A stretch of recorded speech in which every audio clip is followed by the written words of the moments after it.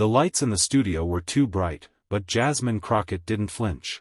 She sat down across from Piers Morgan like a woman who knew exactly where the conversation was headed. Piers adjusted his cufflinks, smirked faintly, and leaned in with the confidence of someone used to cornering guests. "This should be interesting," he said with that patented British flair, his tone a cocktail of sarcasm and certainty. Jasmine simply raised an eyebrow. "Only if you're ready for real answers." The producers gave the countdown. 3, 2, and then the red light came on. "Congresswoman Crockett," Piers began, "you've been accused of using identity politics as a shield. Isn't it just an excuse to avoid real policy conversations?" She didn't blink. "Is it identity politics to speak on behalf of people who are never in the room, or is it just uncomfortable to hear the truth in an accent you can't ignore?" Piers tried to interject, but she kept going. "You want to talk about policy? Let's talk about housing inequity, about the maternal mortality crisis for black women in America, about voter suppression. Or would you rather debate tone and titles?" The camera zoomed in. The control room went silent. "You've made a career of interrupting strong women and calling it journalism," Jasmine added, voice calm but cutting. "But here's what I won't let you do, reduce lived experience to a soundbite." Piers cleared his throat. His smirk faded. Jasmine leaned slightly forward, eyes locked. "You asked me here for my voice. Now listen." The silence that followed wasn't awkward, it was heavy. Intentional. Like the moment just before a truth lands. And in that moment, it was clear, this wasn't going to be the interview Piers expected. Piers shifted in his chair. For the first time, his trademark composure cracked, just slightly. The crew behind the cameras exchanged quick glances. Jasmine Crockett hadn't just answered his question. She'd flipped the power dynamic in the room like a switch. "Congresswoman," Piers said, attempting to regain footing, "surely you don't mean to imply that criticizing policy is racist?"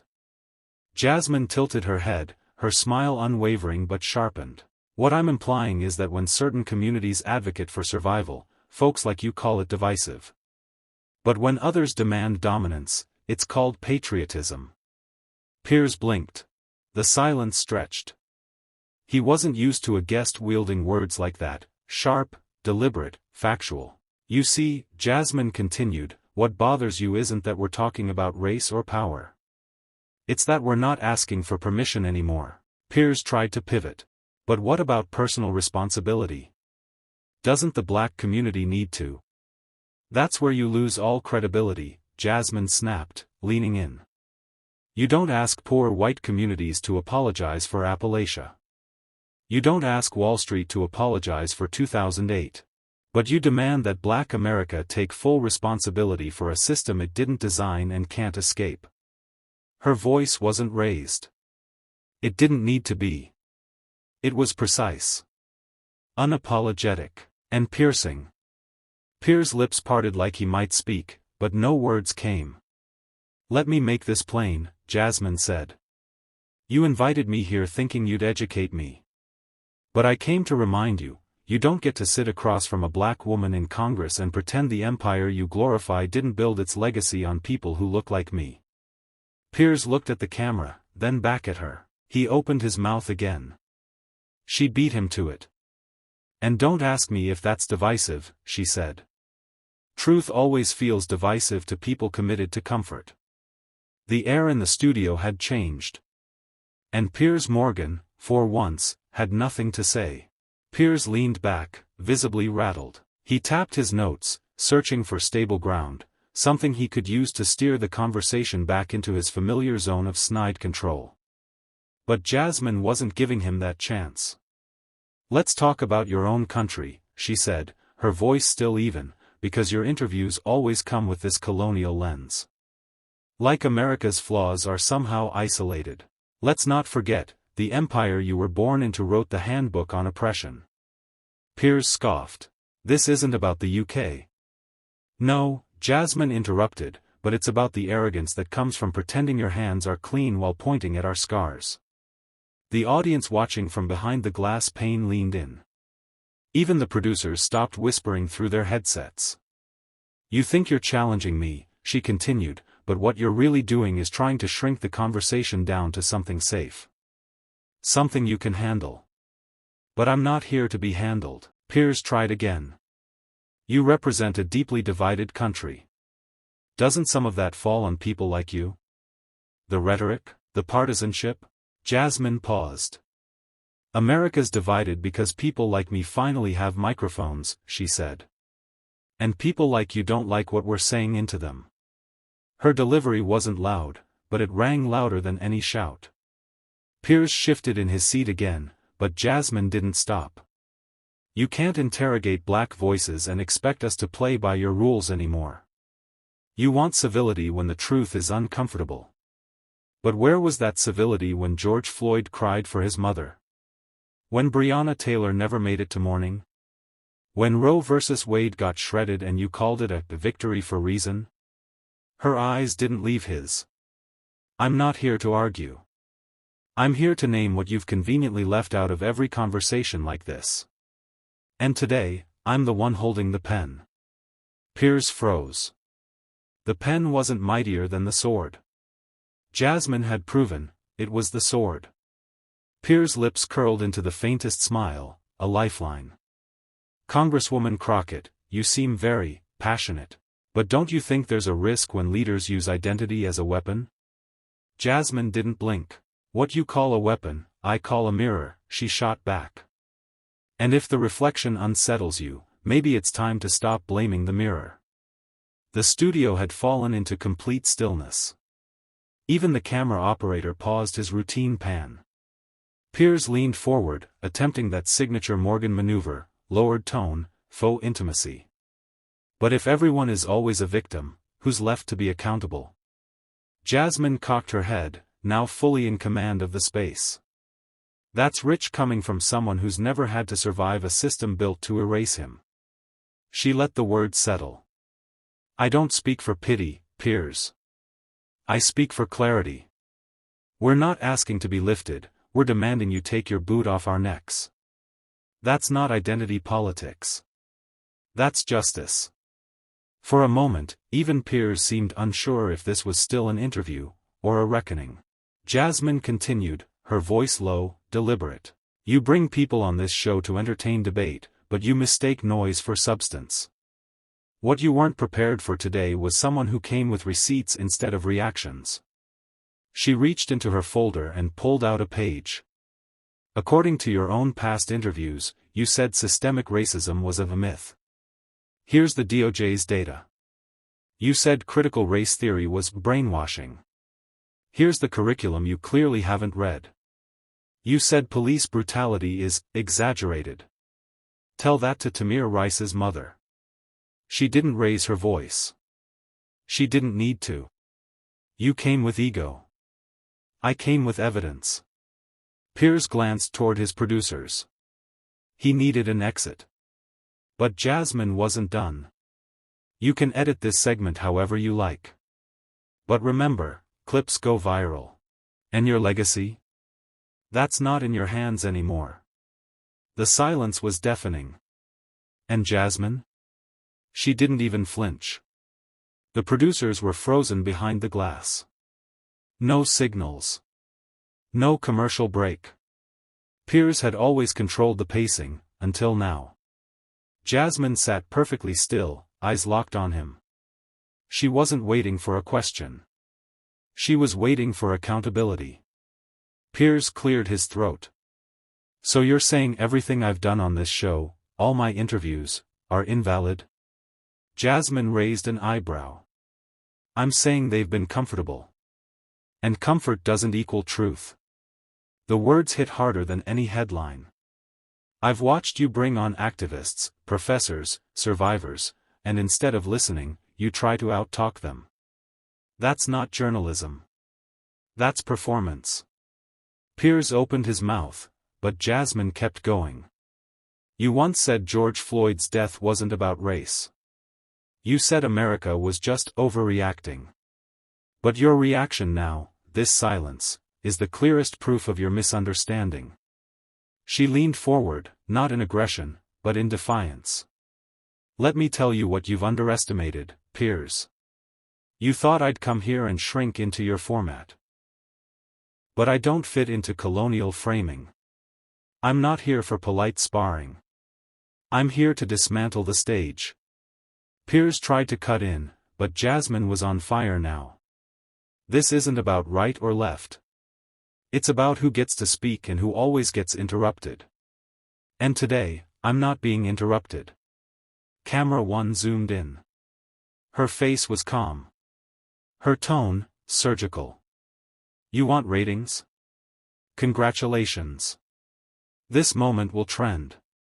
But not because of your name. Because the truth finally spoke without apology.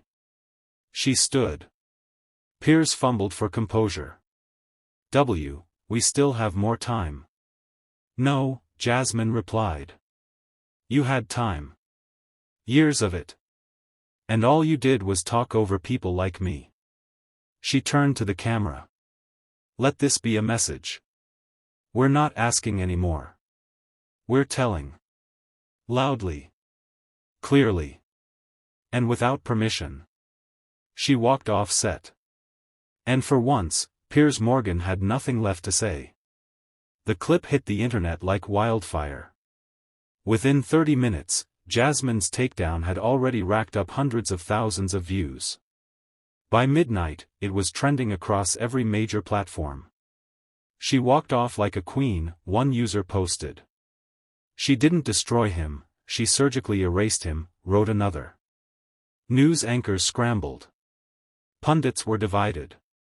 But the people? They were unified. The moment wasn't about ego. It was about reclaiming truth on a platform that had so often twisted it.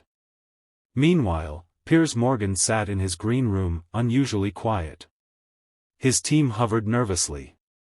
One assistant offered to spin it, maybe release a statement, frame it as a bold debate. Piers waved him off. For the first time in a long career built on provocation, he'd been on the receiving end of clarity. And it stung. Across the country, Jasmine Crockett wasn't celebrating. She was strategizing. Because for her, this wasn't a viral victory, it was a declaration of war against the comfort of lies. She met that evening with a small circle of activists, attorneys, and reporters. This isn't about Piers, she said firmly. He's just the symptom. The disease is the machinery that lets voices like his define the national conversation. A young journalist asked, "What do we do next?" Jasmine didn't hesitate. We stay loud. We stay factual. And we stay dangerous to their comfort. One of the activists pulled up the clip on a phone. The room watched again in silence as Jasmine stared Piers down, listed receipts, and walked away without raising her voice once. Someone whispered, "That's what justice looks like." Jasmine looked up. No. That's what unapologetic truth sounds like. The room nodded. The fire wasn't in the clip. It was in the movement that clip had just ignited. The morning after, breakfast news shows were stuck between admiration and panic. Some anchors tried to downplay it, tense exchange, they called it. Others couldn't hide their awe. But none could ignore it. Jasmine Crockett had changed the rules. Piers Morgan, meanwhile, released a statement. Or rather, a damage control note masked as professionalism. I welcome passionate debate on my platform. Sometimes tensions rise. I respect Jasmine Crockett's perspective, even if I disagree. It was hollow. Everyone saw it. On social media, a new trend was born, #PiersGotCrockett. But Jasmine wasn't online celebrating. She was in Atlanta, walking into a university auditorium filled with students, activists, and legal scholars. They didn't rise when she entered. They erupted. Phones shot up. Applause thundered through the room. But Jasmine, unfazed, waved once and stepped to the mic. I'm not a celebrity. I'm a servant. And that clip you saw wasn't a performance, it was a line in the sand. She let the silence sit. Piers Morgan represents something bigger than himself. A culture of confident ignorance. A platform that rewards provocation, not perspective. And every time we let it slide, we lose. She stepped down from the podium and walked among the students. I want you to ask yourselves, when's the last time you watched a black woman speak without interruption? Not perform. Speak. Not entertain. Educate. Not soften her tone. Sharpen it. The room was electric. She stopped in front of a law student who asked, "What would you say to young black women watching that interview who feel afraid to speak up?" Jasmine smiled, firm. "Your voice is a weapon. But only if you use it." The student teared up. Jasmine put a hand on her shoulder. Never ask for permission to be brilliant. Especially from men who've built careers pretending they know more than you. The auditorium roared. And outside, cameras waited, not to catch her fall, but to witness the rise of something far more powerful. By midday, it wasn't just a trending clip, it was a flashpoint. National publications picked it apart. Editorials questioned whether Crockett had gone too far. Conservative outlets cried foul, calling it a disrespectful ambush. But the loudest voice wasn't on TV or in print. It was in the streets. Across campuses and courthouses, protest signs began appearing. Listen when black women speak. Facts aren't attacks. She brought receipts. He brought ego. And then came the debate invitation. A major news network reached out to Jasmine's team. "We'd like to host a televised roundtable. You and Piers. Civil discourse. Equal time." Her team hesitated. The optics were risky. But Jasmine? She barely blinked.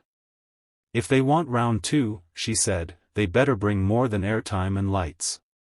The next evening, Jasmine appeared not on a flashy debate stage, but on her own terms, an independent live stream from a community center in Houston. She didn't wait for a rebuttal. She gave a lecture. "I won't debate my dignity. I won't explain my tone.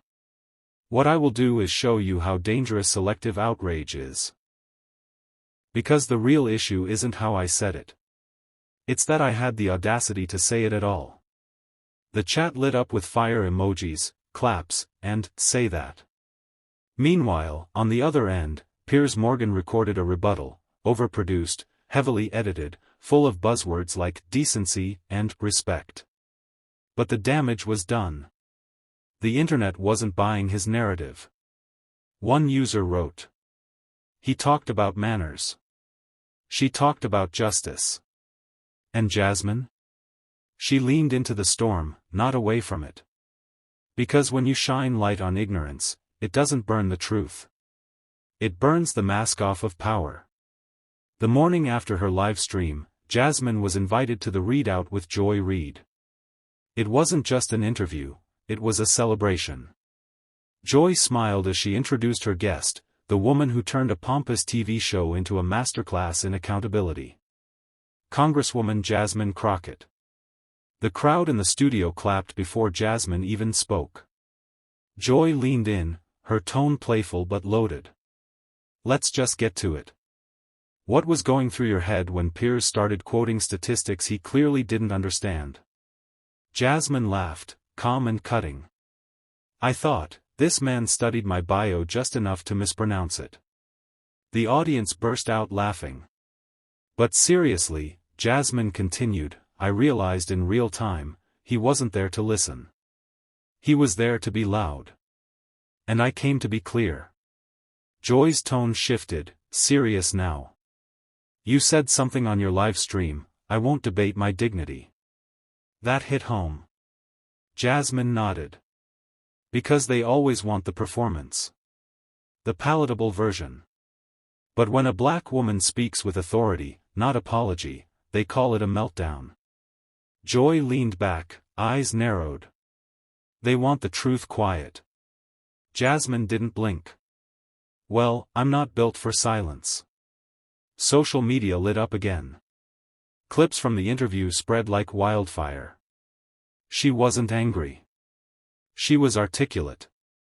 Jasmine turned gaslighting into gasoline, and lit the room. Joy and Jasmine, this is the duo we didn't know we needed. In the green room afterward, Joy handed Jasmine a note scribbled in Sharpie. They tried to box you in. You burned the whole damn box. And Jasmine? She smiled, folded the note, and tucked it into her purse. Because this wasn't about one show or one man. This was about reclaiming the mic, and never giving it back. The final wave didn't come from Jasmine. It came from the people. A week after the interview, a crowd began to gather outside the very studio where Piers Morgan had tried, unsuccessfully, to corner her. They weren't holding torches. They held truth. Handmade signs read, "Let her finish." Crockett clickbait. Ignorance doesn't age well. Jasmine didn't plan to show up. She didn't need to. But she did. Unannounced. Unscripted. Unbothered. Wearing a t-shirt that simply read, "Let Black Women Speak." The crowd erupted. A young student shouted, "You didn't just embarrass him, you educated all of us." A mother in tears said, "You made me proud to raise a daughter in this country." She stepped onto a makeshift platform, no teleprompter, no lights. "I'm not here to dunk on Piers," Jasmine began. "I'm here because the mic is finally in our hands. And I don't intend to drop it." Cheers. Applause. And something else, resolve. She continued, "This wasn't about one bad take or one loud voice. It was about a pattern. A system. A reflex to undermine women like me the moment we step into our truth." She pointed to the studio behind her. "That show had a script. But I came with receipts." The chant began organically, rolling through the street like thunder. RECAPTS. RECAPTS. And Jasmine? She didn't flinch. She didn't smile. She stood still, like granite, like history being made in real time. Later, when reporters asked Piers for a response, he replied curtly, "I'll pass." Because in that moment, everyone knew. He already had. And Jasmine Crockett? She didn't need another round. She had already won the conversation, and rewritten the rules. When Jasmine Crockett walked into Piers Morgan's studio, she wasn't just stepping onto a set, she was stepping into history. He came armed with assumptions. She came armed with the truth.